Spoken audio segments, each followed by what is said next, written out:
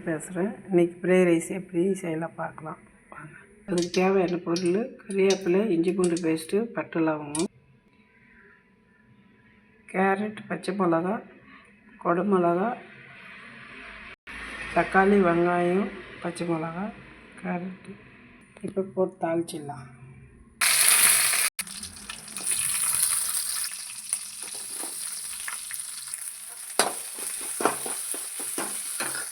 நல்லா வதங்கிச்சு.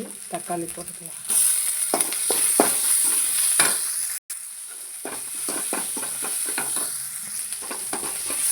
இப்போ நல்லா வதங்கிச்சு.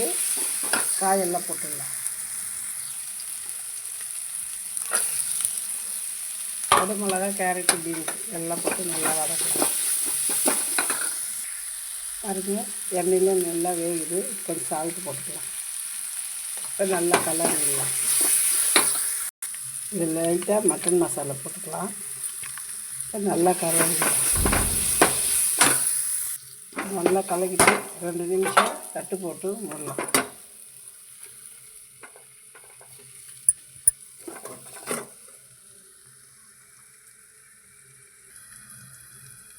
இப்போ தட்டு எடுத்துடலாம்.